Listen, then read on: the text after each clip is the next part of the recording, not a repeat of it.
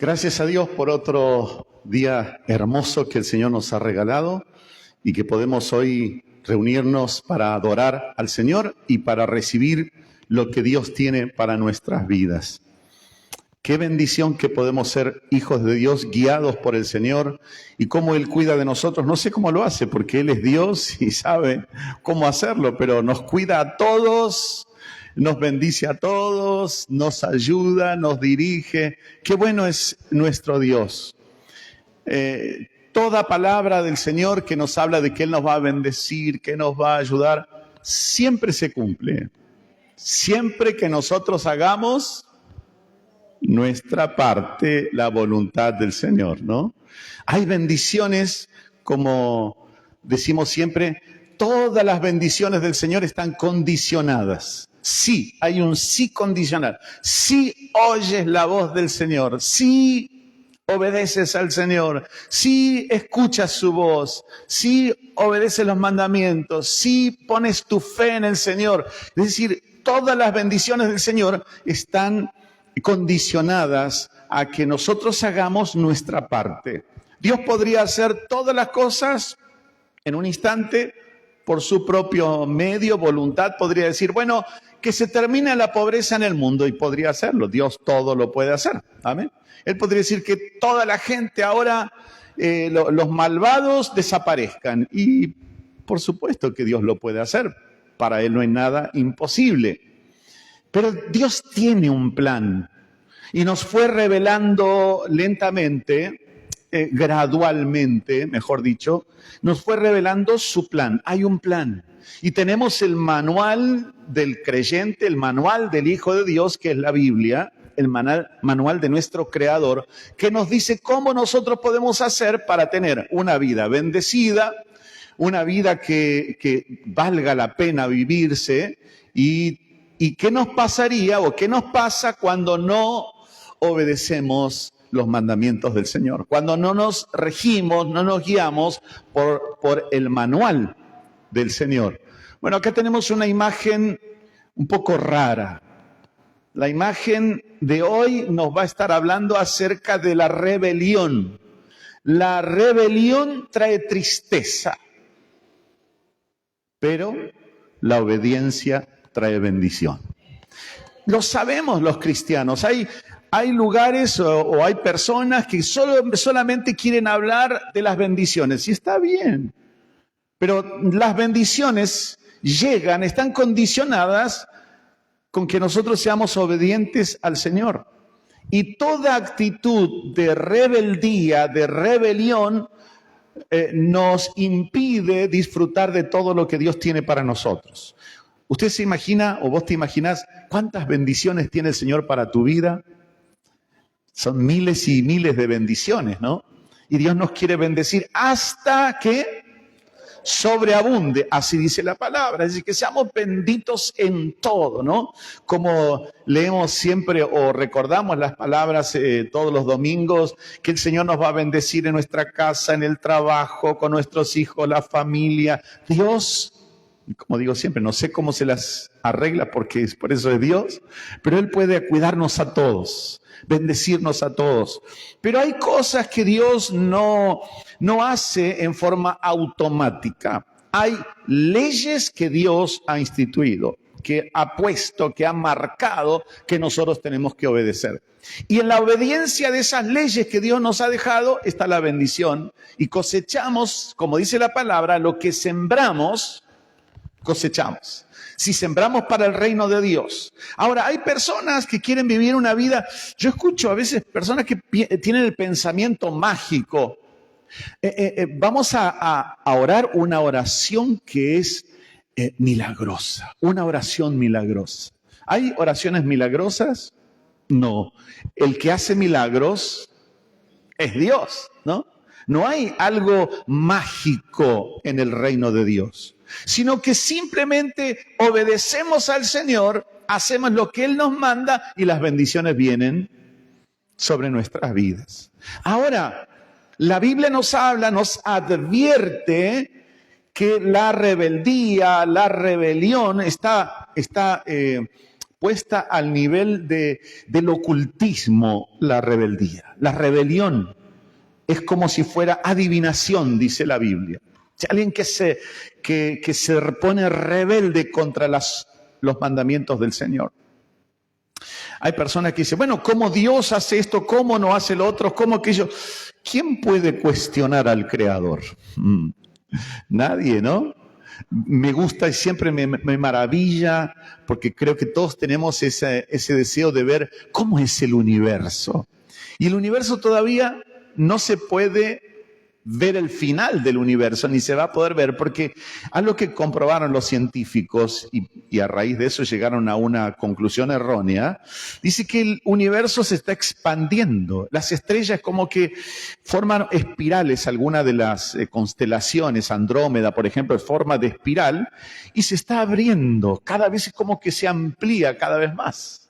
Y los científicos dicen, hay un planeta a 10.000 años luz. ¿Qué significa? Eso es increíble, una distancia increíble, ¿no? 10.000 años viajando a la velocidad de la luz. Entonces hemos encontrado una galaxia a 10.000 o 50.000 años luz. Eso tiene sus formas para medir, porque estamos recibiendo recién luces o estrellas que nosotros las estamos viendo porque vienen a la velocidad de la luz, pero ya quizás explotaron. Y después se ve eso con el tiempo. Es raro, ¿no? Pero es así. Cuando dicen, tenemos que ir a una galaxia o queremos conocer una galaxia que está a 50.000 años luz, por ejemplo. 50.000 años viajando a 300.000 kilómetros por segundo. Es casi instantáneo, ¿no? Y todavía no encuentran ni van a encontrar dónde termina el universo. Ahora, dice la Biblia que Dios sostiene todo con el poder de su palabra. Él dijo, sea la luz, y fue la luz. Ahora, ¿quién de nosotros puede decirle, Señor, ¿qué estás haciendo? Tendrías que hacer las cosas de esta manera. Cuestionar a Dios. ¿Quién puede cuestionar a Dios? Y hay personas que dicen, Dios debería hacer esto, Dios no hizo lo otro. Es sencillo, hermanos. El justo vivirá por su fe. Es decir, nosotros los hijos de Dios vivimos por fe. Y sabemos que el que confía en el Señor no será defraudado. Por ejemplo, en la palabra del Señor encontramos que si obedecemos los mandamientos del Señor que Él nos dejó, y todo te saldrá bien. Así dice la Biblia. Y todo te saldrá bien. Si somos obedientes al Señor, si seguimos sus mandamientos, eso vendrá sobre nuestra vida. Pero hoy quiero enfocarme en algo. Esta imagen seguramente para algunos va a ser algo raro. ¿Qué es esto? La rebelión trae tristeza. La rebelión trae tristeza. ¿Quiénes fueron los primeros que se rebelaron contra Dios? Lucifer, muy bien. Primero Lucifer, ¿no? Ahí. Y lo extraño para nuestra mente finita es, ¿cómo estaba en el cielo Lucifer? No, es que era un ser creado por Dios.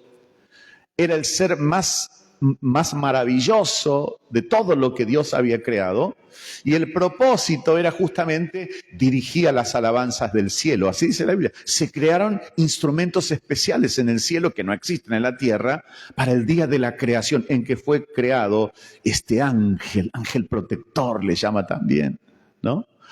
Dice, usted lea, hay dos pasajes, Ezequiel, después en otros pasajes también está hablando acerca de cómo era la belleza de esta creación. Pero en un momento era tan bello y tenía tantos seres celestiales bajo sus órdenes que dijo, me sentaré en el trono de Dios, seré igual a Dios. Y error. Y cuando hablo de esto siempre me viene a la mente esta imagen. La Biblia dice que los ángeles caídos, los demonios, son seres inmundos, dice la Biblia. Es decir, no gozan de luz, son seres oscuros de la oscuridad, por eso se habla. Y me imagino que algo que no tuvo en cuenta Satanás fue, me voy voy a hacer una rebelión. De hecho, que organizó su rebelión. Dios deja plasmado en la palabra que dice que un tercio de la creación, de los ángeles, lo acompañaron a Satanás en la rebelión. Y Dios lo echó del cielo. ¿Y dónde está ahora dando vuelta? En la faz de la tierra. Es llamado el príncipe de las tinieblas, el príncipe de los aires, el Dios con minúscula, el Dios de este siglo. Y su propósito, el propósito de Satanás, que hay que hablarlo porque algunas personas dicen, no hay que hablar de Satanás, pero no le vamos a dar publicidad y todo eso. No ignoramos, dice la Biblia, no ignoramos sus maquinaciones. Cuidado con el diablo, porque tiene sus estrategias y el plan. ¿Cuál es el plan? Si podemos sintetizar, ¿cuál es el plan de Satanás en todo lo que es el reino de Dios? Destruir al hombre o toda la creación de Dios, ¿no? Hurtar los propósitos, hurtar, matar y destruir. Ese es el plan. Así que nos encontramos que hay fuerzas del cielo, de la presencia de Dios, la unción de Dios, el Espíritu Santo que quiere, que nos abraza con su amor. Cuando uno tiene esa experiencia del bautismo del Espíritu Santo y el Espíritu Santo que nos abraza, uno siente una oleada, estar sumergidos en el amor de Dios. ¿Lo ha sentido usted alguna vez? Qué lindo, ¿no? Uno siente esa presencia y uno... Por eso hay predicadores, gente de Dios, hombres, mujeres que dicen que pierda cualquier cosa, pero que no pierda, Señor, tu presencia. Que no pierda tu amor, porque Dios es luz y la Biblia nos describe con una sola palabra: Dios es amor. ¡Qué maravilloso! Donde no hay amor, ¿qué hay? De todo. Odio, tristeza, angustia, amargura, todo lo malo. Pero el amor de Dios nos transforma. Y hoy vamos a leer un pasaje que nos habla de una rebelión. Déjenme que les comente un poquito para entrar en el contexto histórico. David. Vamos a hacer rápido un recorrido por la vida de David. Cuando jovencito, ¿cuál era su tarea? Cuidar las ovejas, ¿no? Cuidarlas ahí. Y lo hacía con tanto cariño, con gusto. La verdad que estaba feliz, tenía esa mirada introspectiva, como decimos. Él podía estar ahí a solas con Dios y estaba tranquilo. Y él cuidaba las ovejas y componía canciones para Dios, miraba las estrellas y pensaba en el Creador. Y ese joven un día fue ungido por el profeta Samuel con el aceite de la unción y dijo: Dios te llama para ser el próximo rey sobre Israel. El primer rey fue descartado por su maldad, porque no fue obediente, porque no tuvo en cuenta el respetar a Dios. Y de David se dice que era un hombre, ¿cómo? ¿De acuerdo? Al corazón de Dios. ¡Qué lindo! David. Este joven que nos sorprende enfrentando a un gigante y que lo destruye. Este gigante que era como más de 3 metros de alto, él era bajito por lo que entendemos, no era un hombre de guerra así, estos que son gigantescos, sino que ahí luchaba y él confiaba en Dios, se aferraba de su confianza en Dios. Dios me va a dar la victoria, confesando la victoria, que estaba en comunión con Dios. Qué lindo, ¿no? Que nosotros nos podamos sentir identificados todos con David. Esa vida interior. No era alguien que estaba, David, no encontramos en la Biblia que él estaba luciéndose, qué facha que tengo, o que soy famoso. No, siempre humilde, con un carácter hermoso. Prototipo, o en cierto sentido como es, tipo de Cristo, es decir, como un modelo que imita a cómo iba a ser el Señor Jesucristo. De la línea de David desciende luego el Mesías. Amén.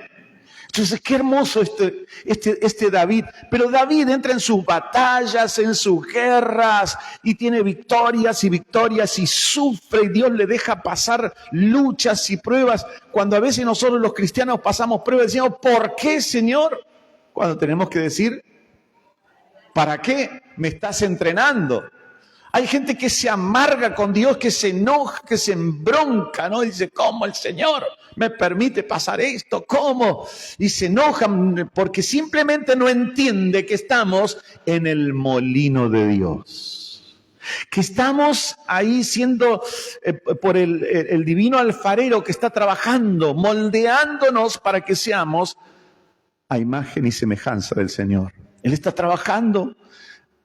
El apóstol Pablo decía que pierda todo lo tengo por basura con tal de ganar a Cristo.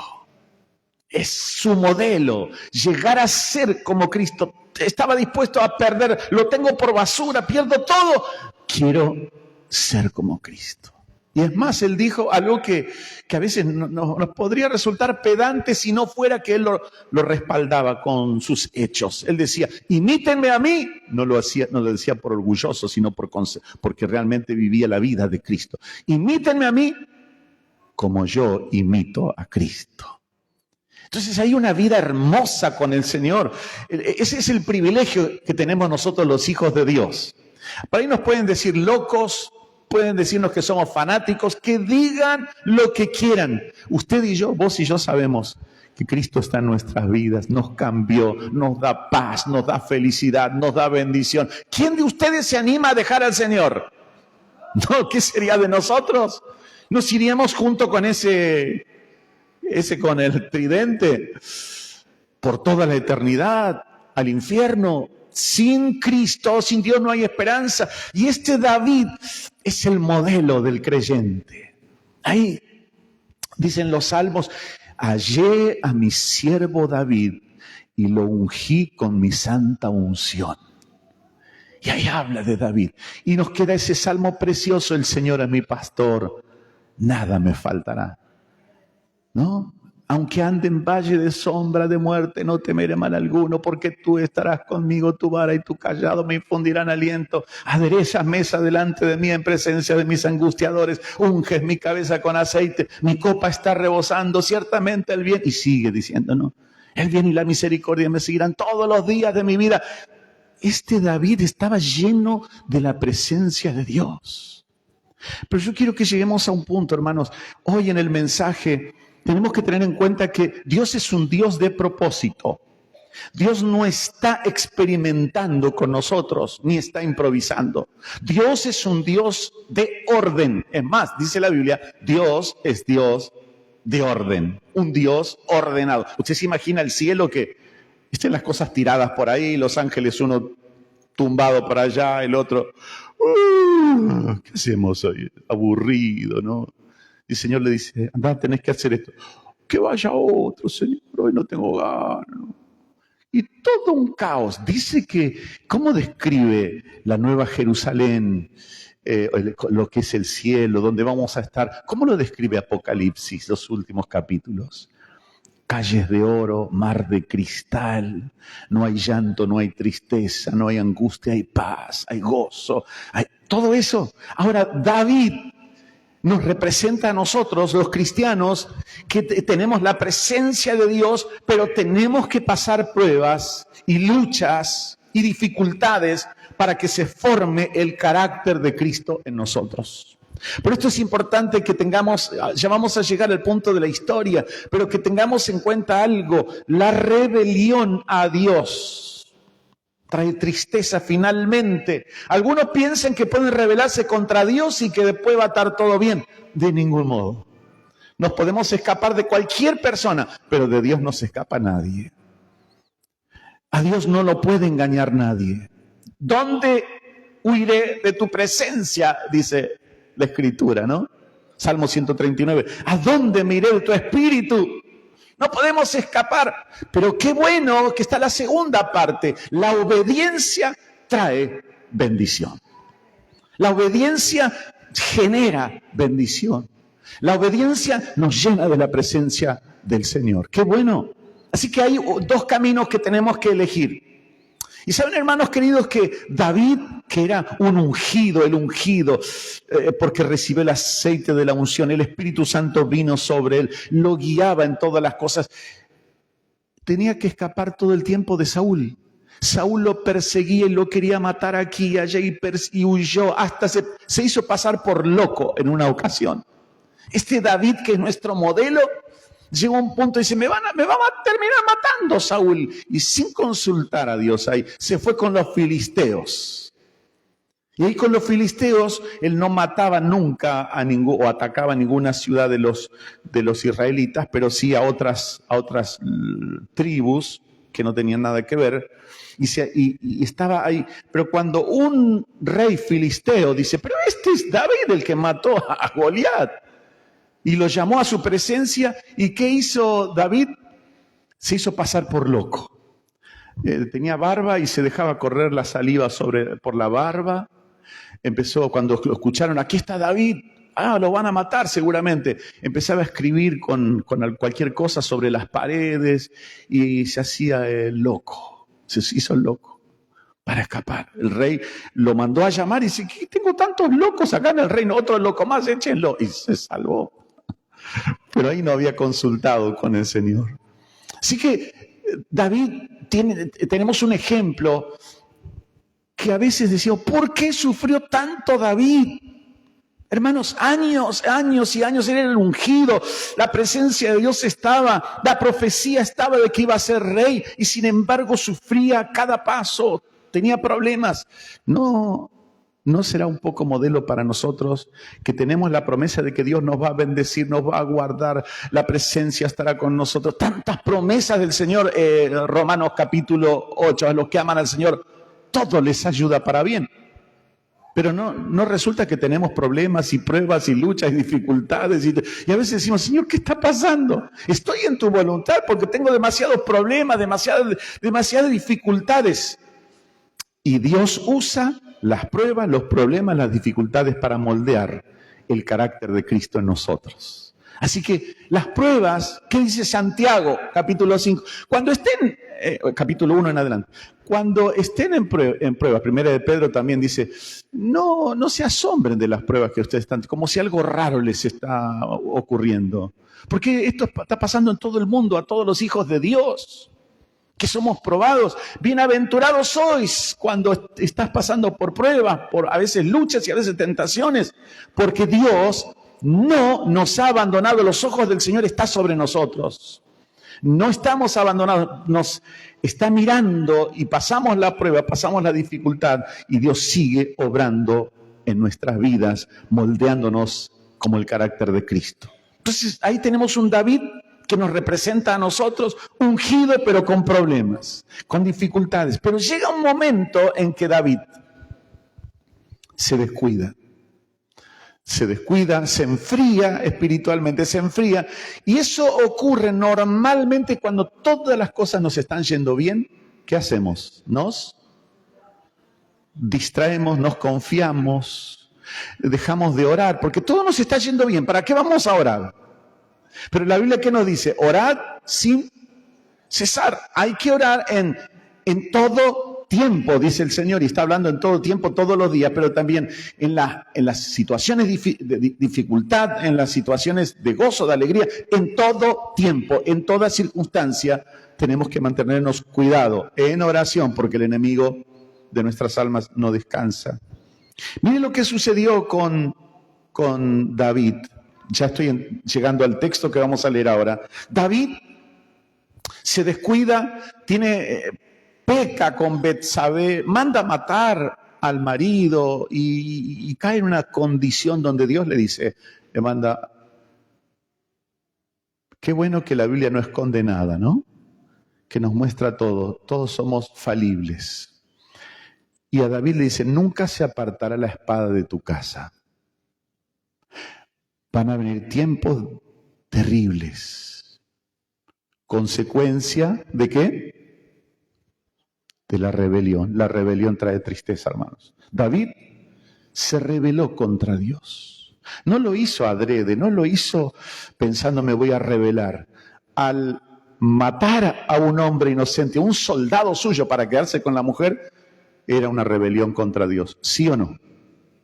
Claro, porque estaba en contra de los mandamientos del Señor. Tenía que cuidarlo a ese soldado.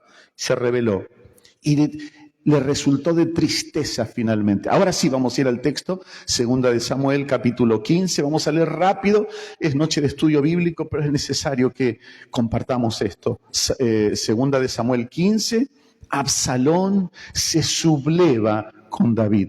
David fue honrado por el Señor con hijos hermosos, hijos muy lindos. Uno de ellos, Absalón, inteligente, muy, muy lindo, todo muy agradable a la gente.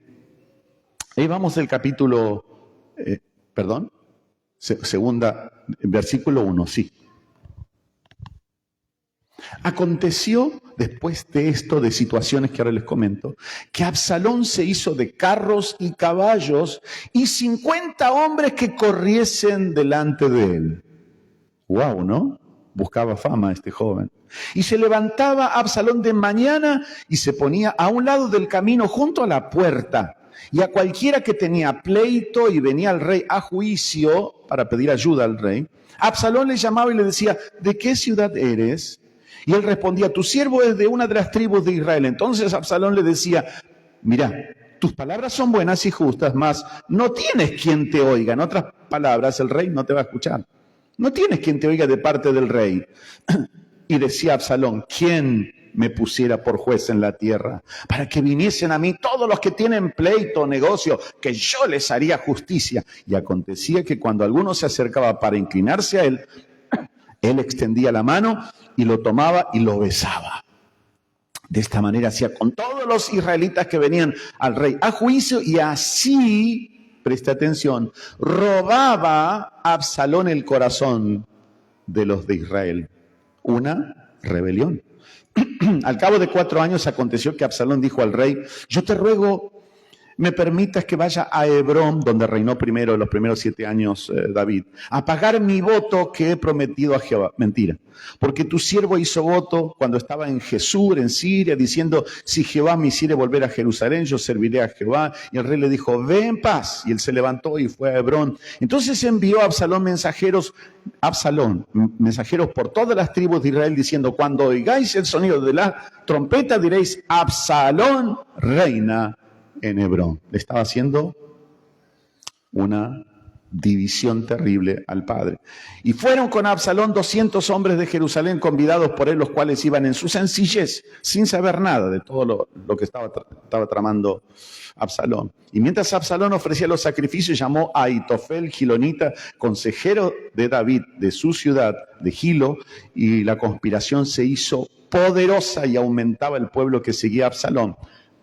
Y un mensajero vino a David diciendo, el corazón de todo Israel se va tras Absalón. Entonces David dijo a todos sus siervos que estaban con él en Jerusalén, levantaos y huyamos porque no podremos escapar delante de Absalón. Daos prisa a partir, no sea que apresurándose él nos alcance y arroje el mal sobre nosotros y hiera la ciudad a filo de espada.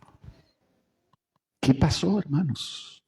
David, el dulce cantor de Israel, el ungido de Jehová, David, el que venció al gigante, que venció batallas y batallas. ¿Qué le pasó a David? ¿Qué le sucedió? La Biblia nos dice que cuando él comete ese pecado de matar al esposo de Betsabé y quedarse con Betsabé, todos los reyes salían a la batalla y él se quedó en su casa de vacaciones. En otras palabras, descuidó su función, descuidó también su comunión con el Señor. Lección para nosotros, cualquiera de los hijos de Dios, ungidos, el Espíritu Santo está con nosotros, en nosotros, cualquiera de nosotros puede ser tentado por el diablo. Cuidado. ¿Y qué le sucedió? Su propio hijo, Absalón, alguien que tenía una facha tremenda. La Biblia dice, tenía una facha. Tenía un cabello que le crecía y era donde se lo mirara, era hermoso, dice la Biblia. y empezó a ganar el corazón del pueblo. Había cosas ahí no resueltas en la familia, situaciones, broncas, cosas no sanadas. Y David no se dio cuenta, estaba distraído. Iglesia querida, como hijos de Dios, tenemos la bendición del Señor. Tenemos la gracia de Dios, tenemos la bendición del Espíritu Santo, pero cuidado, no nos descuidemos en nuestra comunión con el Señor. Como diría un dicho popular, a camarón que se duerme, se lo lleva a la corriente, ¿no? Hacen ceviche, ¿sí? Entonces, cocodrilo que se duerme es cartera, y tantos dichos así, ¿no? Dichos. Nosotros los cristianos tenemos que tener cuidado de no dormirnos espiritualmente. Entonces, ahora, resumo, en el capítulo 18, si usted lo quiere leer en su casa, el 2 de Samuel, está la muerte de Absalón. No lo vamos a leer porque nos llevaría mucho tiempo, pero quiero explicarles nada más. Estaba la rebelión, David tiene que salir huyendo, huye, de hecho, se refugia en un lugar y el propio hijo Absalón toma el reino y se adueña de todo, y David hasta sus propios servidores le tiraban piedras y lo insultaban, y él iba cubierta la cabeza como con vergüenza, y todos sus amigos y sus soldados más cercanos lo siguieron. Todos podemos pasar luchas, pero Dios es misericordioso. ¿Qué le pasó a David? Allá estaba esperando el tiempo de Dios hasta que Dios le dijo cómo tenía que hacer. Buscó al Señor y el Señor le volvió a dar esa directiva.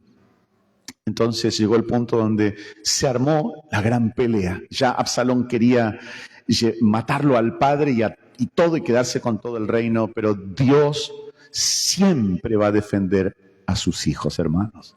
Dios siempre defiende a sus hijos, a sus ungidos, a sus siervos, a todos los que pertenecemos al reino de Dios. Con el Señor nadie puede. Absalón tenía todo su ejército. Y saben que él, como tenía una cabellera muy abundante, una cabellera muy larga, estaba sobre una mula y iba por el bosque y se le enganchó toda la cabellera, se le enganchó una rama y quedó colgado. El mulo siguió, o la mula siguió, y él se quedó colgado. Es esta imagen, se quedó colgado de sus cabellos, y entonces viene ahí un general del ejército de David. David dijo, trátenlo con cariño a Absalón, porque sabía que su ejército era poderoso, el ejército de David, y que Dios lo iba a ayudar. Trátenlo con cariño. Aún su hijo quería matarlo a él, de hecho que mató a muchas personas. Trátenlo con cariño a mi hijo Absalón. Y ahí el capitán del ejército vio que estaba ahí en una situación donde ya no podía moverse y le clavó unas flechas en el corazón, el capitán del ejército de David. David se enojó mucho, pero el general le dijo, cuidado, hicimos esta batalla para librarte a vos y a toda tu familia, así que agradece mejor al pueblo, le dijo. ¿Cómo uno, hermanos queridos, sin darse cuenta, se puede enfriar espiritualmente? ¿Qué le pasó a Absalón? Como si fuera un bichito muy pequeño, entró en su corazón la bronca con el padre, el resentimiento, la envidia con el padre, y surge la rebelión. La rebelión trae tristeza. Para finalizar, hermanos, ¿usted se acuerda, a ver los que leemos la Biblia, ¿se acuerda casos de rebeldía en la Biblia? A ver, ¿algún caso de alguien que se rebeló en la Biblia? Saulo al principio, después se arrepintió, y tenemos un Judas. ¿Cómo le fue a Judas? Se terminó suicidando, se rebeló contra Dios y terminó suicidando. ¿Alguien más que recuerde alguna historia? Sansón, y le fue mal, perdió sus ojos y murió mal. Jonás se rebeló y Dios le dio una nueva oportunidad. No siempre pasa así, ¿eh? Sí, exactamente, se rebeló contra su hermano, pero en realidad era una rebelión contra lo que Dios mandaba, y Caín tuvo maldición sobre su vida. Y así podemos encontrar los israelitas en el desierto. se rebelaron contra Dios. Hubo un grupo todavía que no me da el tiempo para explicarlo, pero si había un grupo, dice, ¿qué? Moisés, ¿quién te puso a vos de profeta? Nosotros no profetizamos, nosotros también. Nosotros también somos como vos, somos líderes. ¿Quién te puso a vos? Lucifer también, ahí está la primera rebelión, justamente. La primera rebelión es de Lucifer, el portaantorcha, ¿no? Y ahí en el desierto, Nadab, Abiú y otros más que se rebelaron. Y la gloria del Señor apareció y le dice a Moisés, correte que los voy a quemar a todos. A todos. Y Moisés se tira en el piso y dice, solamente los culpables, Señor. Perdoná al pueblo. Si no perdonás al pueblo, sacame del libro de la vida. Tremendo. Y Dios le dice, no, al culpable solamente yo voy a hacerle pagar. Los inocentes no. Y también te he escuchado en le dice, porque era amigo, Moisés era amigo de Dios. Pero dice, bueno, córranse todos. Dios le dice, díganle que se corran todos de la familia, del ganado, de todas las posesiones de esta gente, Nadab y Abiú y los otros que se habían opuesto. Se abrió la tierra, los tragó y la tierra se volvió a cerrar. Hermanos queridos, rebelarse contra Dios, la rebelión trae tristeza. Tenemos tantos casos. El hijo pródigo, que si bien es una parábola, pero cómo nos representa a nosotros, que cuando nos rebelamos contra Dios, tenemos tantos casos en la Biblia, tantos casos de personas que se rebelaron. Nunca, ningún rebelde terminó bien su vida, su historia, ningún rebelde. En cambio, la obediencia trae bendición. Moisés fue bendito del Señor, amigo de Dios. Abraham, ¿cómo dice el Señor? Abraham, mi amigo. Qué tremendo que Dios diga de nosotros, Abraham, mi amigo. Y Jesús, y finalizó, Jesús sabe que dijo, vosotros sois mis amigos. Nos atrajo a Él. No es que tenemos que estar pensando, uy, será fulanito de tal, solamente que puede ser amigo del... Jesús dijo, ustedes son mis amigos. Si hacen lo que yo mando, todos son mis amigos. Así que, iglesia querida, ponete de pie y vamos a darle gracias al Señor. Vamos a darle gracias al Señor porque Él cumple su palabra. La rebelión contra Dios, el no quiero orar, el quejarme contra Dios, enojarme. Gente que ha escuchado enojarse contra Dios, no te va a ir bien. La obediencia sí trae bendición. Padre del cielo, Padre bueno, gracias por tu palabra. Oh Señor, gracias por cuidarnos. Gracias porque tienes un plan. Tú siempre, Señor, nos guías, nos diriges, nos dejas pasar por situaciones difíciles porque tienes un propósito para cada uno de nosotros.